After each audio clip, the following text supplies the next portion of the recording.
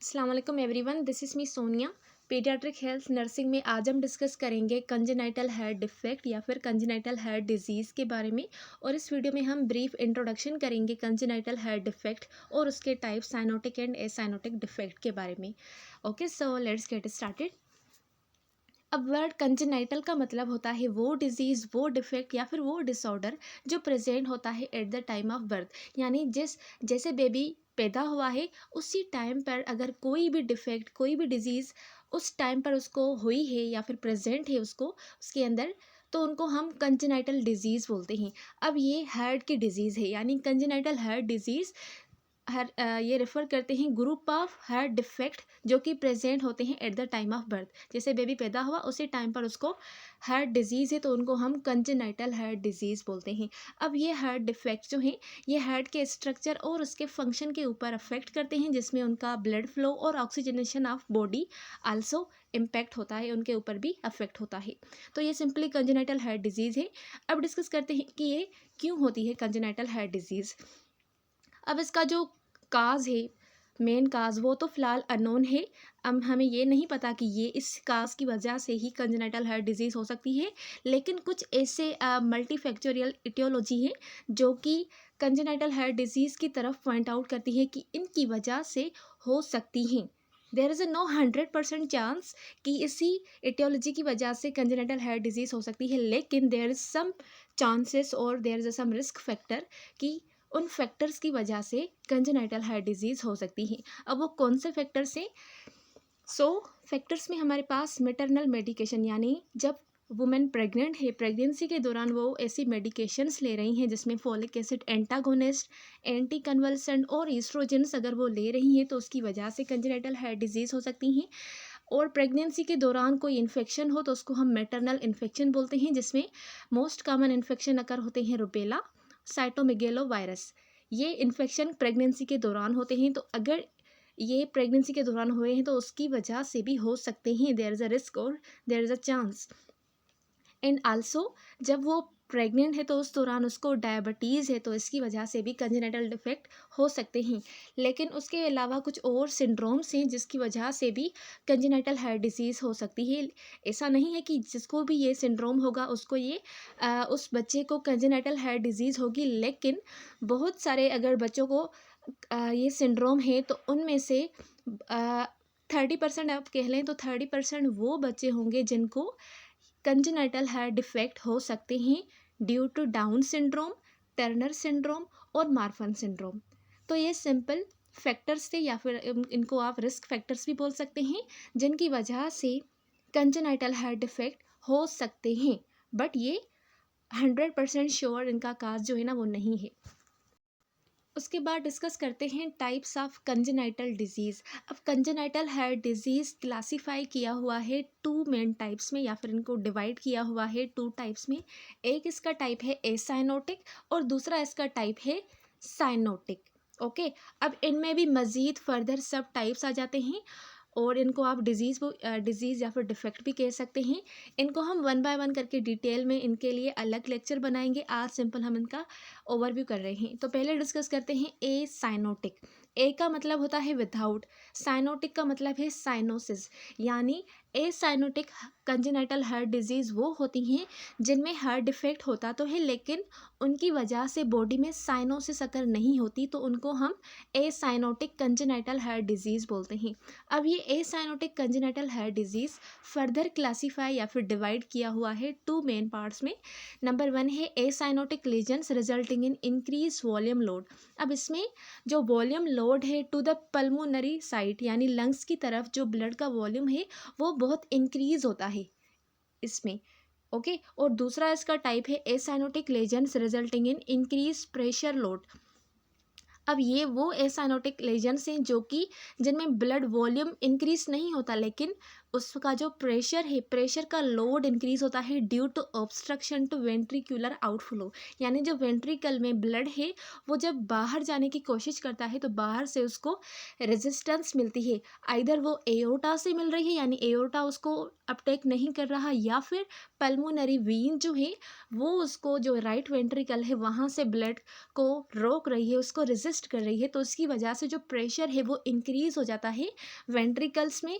तो ये जो है वो प्रेशर, इंक्रीज प्रेशर लोड की कैटेगरी में आ जाते हैं। लेकिन इन दोनों कंडीशन में साइनोसिस अगर नहीं होती। हाँ, लेकिन ये बात है कि अगर ये डिजीज़ बहुत ज़्यादा प्रोग्रेस कर दी जाए और आपने इनको डायग्नोस नहीं किया और ना ही टाइम पर इसको हमने ट्रीट किया है, तो लॉन्ग टर्म कॉम्प्लिकेशन के बाद इस एसाइनोटिक कंडीशन में साइनोसिस हो सकती है। यानी जो एसाइनोटिक है वो साइनोटिक में कन्वर्ट हो सकती है, लेकिन ये लॉन्ग टर्म के बाद, पहले नहीं होती। पहले ये एसाइनोटिक कंडीशन होती है, फिर इसको हम ठीक करते हैं तो ये ठीक हो जाती है।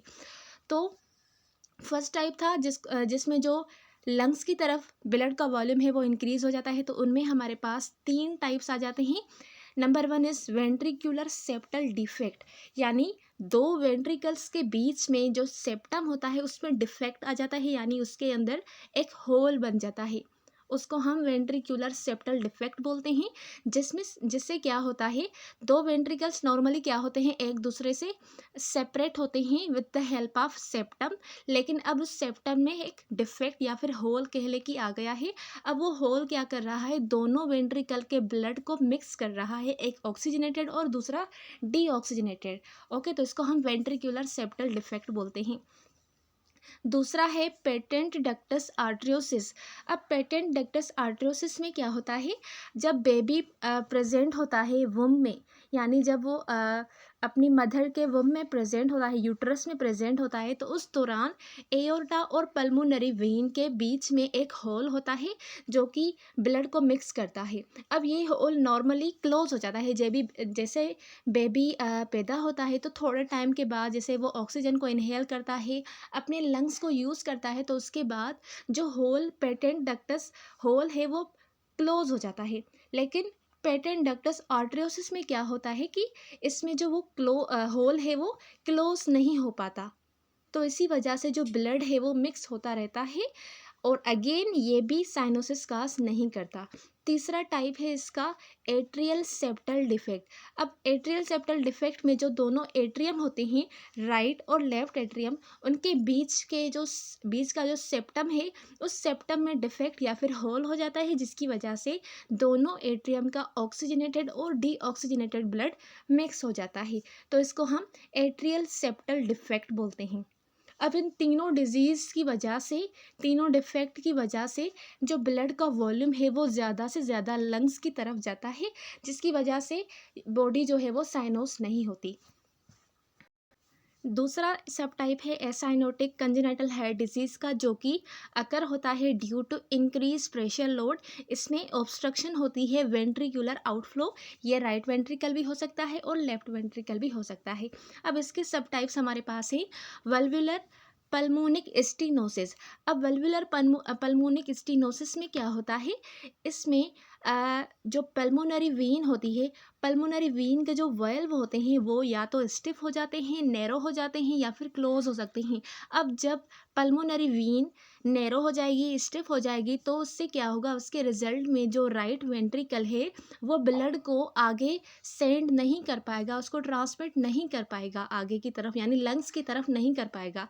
तो इसमें क्योंकि यहाँ पर रेजिस्टेंस है ड्यू टू पल्मोनिक स्टीनोसिस या फिर ऑब्स्ट्रक्शन, तो इससे क्या होगा कि जो ब्लड का वॉल्यूम है वो ज़्यादा से ज़्यादा लंग्स की तरफ नहीं जाएगा, लेकिन जो वेंट्रिकल से हमारे वो ब्लड को बाहर निकालने के लिए ज़्यादा से ज़्यादा प्रेशर लगाएंगे, तो इसीलिए इसमें इंक्रीज प्रेशर लोड हो जाता है। दूसरा इसका टाइप है वल्वुलर एओर्टिक स्टीनोसिस। अब जो लेफ्ट वेंट्रिकल है उससे ऊपर ओरिजिन होता है एओर्टा। अब एओर्टा में वेल्व्स होते हैं। अब अगर उन वेल्व्स में स्टीनोसिस, स्टिफनेस हो गई या फिर नैरोनेस, एओर्टा जो है वो नैरो हो गई है, तो जो लेफ्ट वेंट्रिकल है वो भी ज़्यादा प्रेशर लगाएगा ताकि जो ब्लड है उसको पूरी बॉडी में ट्रांसमिट किया जाए।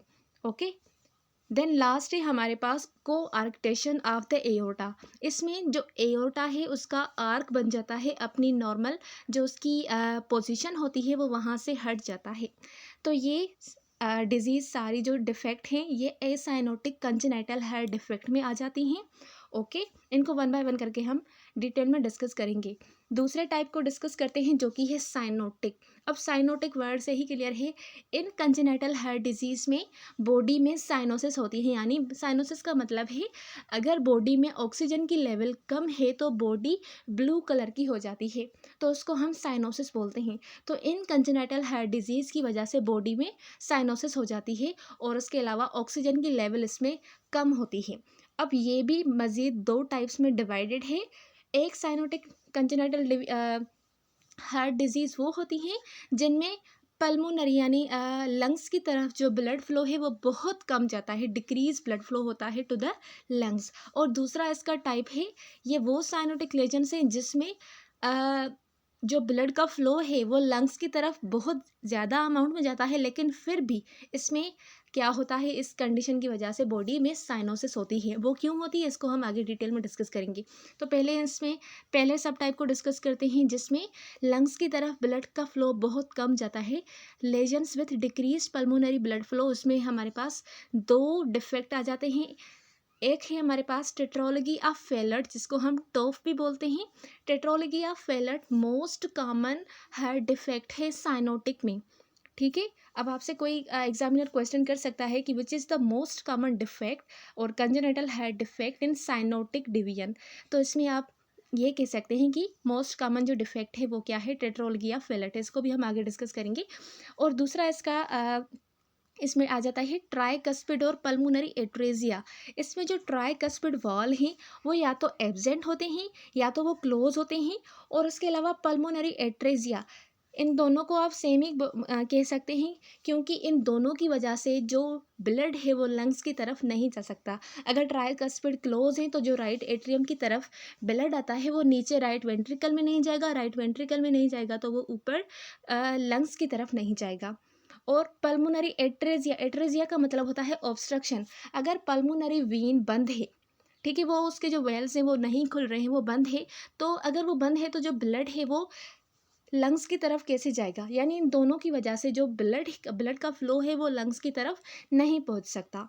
तो ये आ जाती हैं फर्स्ट टाइप में lesions with decrease pulmonary blood flow. दूसरा सब टाइप है इसका cyanotic lesions with increase pulmonary blood flow, यानी इसमें लंग्स की तरफ जो ब्लड फ्लो है वो इंक्रीज होता है। अब इसमें हमारे पास तीन सब टाइप्स आ जाते हैं। Transposition of great arteries. Transposition of great arteries में क्या होता है कि जो नॉर्मल हमारे बॉडी की दो मेन यानी मेजर जो हमारी ब्लड वेसल्स होती हैं, एक होती है पल्मोनरी वेन और दूसरी होती है एओर्टा। अब इनकी जो पोजीशन है वो चेंज हो जाती है। नॉर्मली क्या होता है, जो एओर्टा होती है वो लेफ्ट वेंट्रिकल से स्टार्ट होती है और पल्मोनरी वेन राइट वेंट्रिकल से स्टार्ट होती है। लेकिन टीजी यानी ट्रांसपोजिशन ऑफ ग्रेट आर्टरीज में क्या होता है, ये चेंज हो जाती हैं, ऑपोजिट हो जाती हैं। जो एओर्टा है वो राइट वेंट्रिकल से स्टार्ट होती है और पल्मोनरी वेन लेफ्ट वेंट्रिकल से स्टार्ट होती है। अब लेफ्ट वेंट्रिकल का काम होता है कि वो ब्लड को पूरी बॉडी में सप्लाई करे और राइट वेंट्रिकल का काम होता है कि वो ब्लड को प्यूरिफाई करने के लिए लंग्स की तरफ भेजे। अब राइट वेंट्रिकल्स में कौन स्टार्ट हो रहा है, एओर्टा। तो जो डीऑक्सीजनेटेड ब्लड राइट वेंट्रिकल में आ रहा था वो अब लंग्स में नहीं जाएगा, वो कहाँ जाएगा, वो डायरेक्ट फिर से बॉडी में जाएगा। और जो ब्लड लेफ्ट वेंट्रिकल में आया था कि पूरी बॉडी में जाए, अब वो पूरी बॉडी में लेफ्ट वेंट्रिकल से नहीं जाएगा, वो कहाँ जाएगा, वो डायरेक्ट लंग्स की तरफ जाएगा। लंग्स से वापस फिर से लेफ्ट वेंट्रिकल में आएगा। ऐसे क्या होगा कि वो बॉडी की तरफ नहीं जाएगा, लेकिन जो ब्लड फ्लो है वो लंग्स की तरफ जा रहा है, क्योंकि there is no any obstruction to the pulmonary vein, just there is a transposition, जिसकी वजह से लंग्स की तरफ ब्लड फ्लो है लेकिन वो बॉडी की तरफ नहीं जा रहा। बॉडी की तरफ कौन सा ब्लड जा रहा है, जो बॉडी से आ रहा है राइट एट्रियम में, और वहाँ से राइट वेंट्रिकल से ही कौन सी वेसल स्टार्ट हो रही है, एओर्टा स्टार्ट हो रही है, जो कि किससे स्टार्ट होनी चाहिए, लेफ्ट वेंट्रिकल से, लेकिन अब वो राइट वेंट्रिकल से स्टार्ट हो रही है, जिसकी वजह से जो डीऑक्सीजनेटेड ब्लड है वो वापस बॉडी में सर्कुलेट होता है। इसको हम ट्रांसपोजिशन ऑफ ग्रेट आर्टरीज बोलते हैं। दूसरी है इसमें type total anomalous pulmonary venous return. अब इसमें जो भी ब्लड है वो आगे नहीं आगे जो है ना, इसमें ब्लड वापस लंग्स की तरफ जाता तो है, लेकिन इसका जो रिटर्न होता है वो सही से नहीं हो पाता। और तो तीसरा इसमें आ जाता है ट्रंकस आर्ट्रियोसिस। अब ट्रंकस आर्ट्रियोसिस में इसमें क्या होता है, इसमें जस्ट एक ही ब्लड वेसल होती है। नॉर्मली क्या होनी चाहिए, दो वेसल्स होनी चाहिए, एक एओर्टा और दूसरी पल्मोनरी वेन। लेकिन इसमें ये दोनों वेन कंबाइन होती है, एक दूसरे के साथ कंबाइन होती हैं, और इनका वॉल भी एक ही होता है, जिससे जो ब्लड है वो मिक्स हो जाता है। तो इसको हम ट्रंकस आर्ट्रियोसिस बोलते हैं। तो ये सारे टाइप्स है साइनोटिक कंजेनाइटल हार्ट डिजीज़ के। इनको वन बाय वन करके हम नेक्स्ट वीडियो में यानी अलहदा वीडियो में डिस्कस करेंगे। देन डिस्कस करते हैं इंसिडेंस को। तो कंजेनाइटल हार्ट डिजीज़ यानी कंजेनाइटल हार्ट डिफेक्ट जो है वो 1000 में से 8 बेबीज़ को अफेक्ट करती है, और उसके अलावा 30% of infant with extra cardiac malformation होती हैं। उसके अलावा मोस्ट कॉमनेस्ट जो कंजेनाइटल हार्ट डिफेक्ट है उसमें वेंट्रिकुलर सेप्टल डिफेक्ट होता है, then patent ductus arteriosus and atrial septal defect. तो आपसे कोई अगर पूछे ओवरऑल कंजेनाइटल हार्ट डिफेक्ट में मोस्ट कॉमन कौन सा डिफेक्ट है, तो आप वेंट्रिकुलर सेप्टल डिफेक्ट कह सकते हैं। और अगर आपसे कोई पूछ रहा है कि साइनोटिक कंजेनाइटल हार्ट डिफेक्ट या फिर हार्ट डिजीज़ में कौन सा जो डिफेक्ट है वो ज़्यादा कॉमन है, तो वो होता है टेट्रोलॉजी ऑफ फेलट यानी TOF. Then the most common cyanotic heart disease at birth is TGA। अब इसका मतलब है कि वो साइनोटिक हार्ट डिफेक्ट जो कि प्रेजेंट होता है at the time of birth, क्योंकि टेट्रोलॉजी या फेलर प्रेजेंट होती तो है बर्थ के टाइम, लेकिन उसकी सिम्टम्स देर से स्टार्ट होती है। तो ये वो TGA यानी ट्रांसपोजिशन ऑफ ग्रेट आर्टरीज की सिम्टम पहले से ही स्टार्ट हो जाती हैं, और वो जैसे जैसे टाइम बढ़ता जाता है वैसे वैसे ये वर्स होती जाती हैं। तो अगर आपसे कोई पूछ ले कि which is the most commonest cyanotic congenital heart defect which is present at birth is TGA, transposition of great arteries. Okay. उसके बाद डिस्कस करते हैं कि इन सारी कंजेनाइटल हार्ट डिजीज़ को हम एवेल्यूएट या फिर डायग्नोस किस तरह से कर सकते हैं। तो पहले तो हमने कंजेनाइटल हार्ट डिफेक्ट को डिवाइड किया हुआ है 2 मेजर ग्रुप्स में on the basis of presence और एब्सेंस ऑफ साइनोसिस। जिसमें साइनोसिस प्रेजेंट होती है उनको हम साइनोटिक बोलते हैं, और जिसमें एब्सेंट होती है तो उनको हम एसाइनोटिक कंजेनाइटल हार्ट डिफेक्ट बोलते हैं। ऑन फिजिकल एग्जामिनेशन और पल्स ऑक्सीमेट्री, फिजिकल एग्जामिनेशन करेंगे हम उस बेबी की, जिसमें बेबी जो है उसका रेस्पिरेटरी रेट इंक्रीज मिलेगा, उसके अलावा उसका हार्ट रेट इंक्रीज मिलेगा, वो ज़्यादा फटीग होगा, जब वो फीड करेगा उस दौरान उसको पसीने आएंगे और वो क्राई करेगा। और बाय यूजिंग पल्स ऑक्सीमेट्री हम उस बेबी की जो बॉडी है उसमें ऑक्सीजन के लेवल को मेजर करते हैं। तो इस तरह से पहले तो हम यही सिंपल एवेल्यूएशन मेथड यूज़ करके कंजेनाइटल हार्ट डिजीज़ को एवेल्यूएट करने की कोशिश करते हैं। उसके अलावा एसाइनोटिक कंजेनाइटल हार्ट डिजीज़ या फिर cyanotic congenital heart disease further इनकी जो एवेल्यूएशन होती है वो डिपेंड करती है चेस्ट रेडियोग्राफ, जिसमें जो चेस्ट रेडियोग्राफ है वो हमें शो करता है there is a increase evidence of increase normal और डिक्रीज पल्मोनरी वास्कुलर मार्किंग। क्योंकि इसमें क्या होता है, कंजेनाइटल हार्ट डिजीज़ में कुछ वो डिजीज़ होती हैं जिसमें जो लंग्स की तरफ ब्लड ज़्यादा जाता है। अगर लंग्स की तरफ ब्लड जो है वो ज़्यादा जाता है तो उसमें जो पल्मोनरी वास्कुलर मार्किंग है वो हमें इंक्रीज मिलेगी। और कुछ वो डिजीज़ होती हैं जिनमें लंग्स की तरफ जो ब्लड का फ्लो है वो कम जाता है, तो उसमें हमें पल्मोनरी वास्कुलर मार्किंग जो है वो डिक्रीज मिलेगी। तो it means there is a acyanotic. Okay, इस तरह से भी हम इनको डायग्नोज कर सकते हैं। और कोई भी ना इंक्रीज है ना डिक्रीज है तो वो नॉर्मल में हम कंसिडर करते हैं बाय यूजिंग चेस्ट रेडियोग्राफ। उसके अलावा हम इलेक्ट्रोकार्डियोग्राम भी यूज़ करते हैं। Electrocardiogram can be use to determine whether right left और बाय वेंट्रिकुलर हाइपरट्रोफी एग्जिस्ट। अब कंजेनिटल हार्ट डिजीज़ में क्या होता है, मोस्टली हाइपरट्रोफी अगर होती है वेंट्रिकल्स में। अगर जो प्रेशर है वो राइट वेंट्रिकल में है तो हमें राइट वेंट्रिकुलर हाइपरट्रोफी मिलेगी, अगर वो लेफ्ट में है तो हमें लेफ्ट वेंट्रिकुलर हाइपरट्रोफी मिलेगी। अगर बीच में सेप्टल डिफेक्ट है और टेट्रोलॉजी या फेलट है या फिर दूसरी कोई कंडीशन है जिसमें दोनों साइड से प्रेशर जो है वो ज़्यादा ही लग रहा है तो बायवेंट्रिकुलर हाइपरट्रोफी हमें मिल सकती है। और इलेक्ट्रोकार्डियोग्राम की मदद से हमें यह भी पता लग सकता है कि डिफेक्ट ज़्यादा किस में है, आइदर राइट में है या फिर लेफ्ट में है। And the characteristics of heart sound and the presence of character of any murmur further narrow the differential diagnosis. अब इलेक्ट्रोकार्डियोग्राम से हमें यह पता लगेगा कि राइट है या लेफ्ट है या फिर बायवेंट्रिकुलर है, लेकिन और हार्ट के जो साउंड है और उनके कैरेक्टर यानी मरमर साउंड, उनको असेस करके भी हम ये पता लगा सकते हैं कि either is ventricular septal defect या फिर atrial septal defect. Ventricular septal defect में हमें नीचे वाली साइड लोअर एक्सटर्नल बॉर्डर में मरमर साउंड मिलेंगे, और एट्रियल सेप्टल डिफेक्ट में हमें ऊपर वाली यानी अपर एक्सटर्नल बॉर्डर में हमें मरमर मिलेंगे। तो इस तरह से भी हम मज़ीद जो है ये हमें लेके जाता है टू द डिफरेंशियल डायग्नोस, जिससे हम ये पता लगाते हैं कि नीचे वाली साइड यानी वेंट्रिकल्स में है या फिर एट्रियम में ही। उसके अलावा जो फाइनल डायग्नोस होता है जो कि कंफर्म किया जाता है by the help of echocardiography, सीटी, एमआरआई और कार्डियक कैथेटराइजेशन, ये भी प्रोसीजर्स हैं जिनकी मदद से हम फाइनल जो कंफर्म डायग्नोस है वो बनाते हैं regarding congenital heart defect. Last में डिस्कस करते हैं कॉम्प्लिकेशन। ओवरऑल जो भी कंजेनाइटल हार्ट डिफेक्ट है उनकी कॉम्प्लिकेशन क्या हो सकती है। पहले तो इसकी कॉम्प्लिकेशन हो सकती है हार्ट फेल्यूर, क्योंकि जो ब्लड है वो बाहर ऑक्सीजनेटेड नहीं जा पा रहा। जब बाहर ऑक्सीजनेटेड ब्लड नहीं जा पाएगा तो वो हार्ट की तरफ वापस कोरोनरी आर्टरी से भी नहीं आ पाएगा ऑक्सीजनेटेड ब्लड, जिसकी वजह से जो हार्ट है वो पंप कर करके फटीग हो जाएगी और उससे क्या होगा, हार्ट फेल्यूर हो सकता है। उसके अलावा हमें एरिथमियास मिल सकती हैं, यानी हार्ट की जो बीट है वो हमें चेंज मिल सकती हैं। देन इसकी एंडोकार्डाइटिस भी कॉम्प्लिकेशन है। अब एंडोकार्डाइटिस में जो एंडोकार्डियम है उसमें इन्फ्लामेशन होती है। अब ये क्यों होती है, because of the septal defect. अब सेप्टल जो डिफेक्ट जब हो जाता है तो उसमें ब्लड फ्लो इन्वर्स हो जाता है, ठीक है। वो आगे वीन्स ब्लड वेसल्स में जाने की बजाय वो दोनों एट्रियम, दोनों वेंट्रिकल, इन दोनों के बीच में ही घूमता रहता है।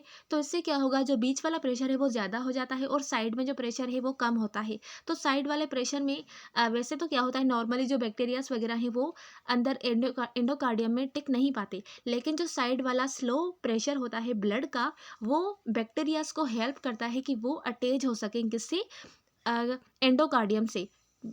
मोस्टली क्या होता है, हाई प्रेशर होता है, जिसकी वजह से जो ब्लड में बैक्टीरियाज वगैरह होते हैं वो हार्ट के अंदर टिक नहीं पाते, लेकिन स्लो प्रेशर की वजह से वो उनको हेल्प कर रहा है कि आप आ जाओ और अटैच हो जाओ। अटैच जब हो जाएंगे तो क्या होगा, रिजल्ट में इन्फ्लामेशन होगी एंडोकार्डियम में, जिसको हम एंडोकार्डाइटिस बोलते हैं।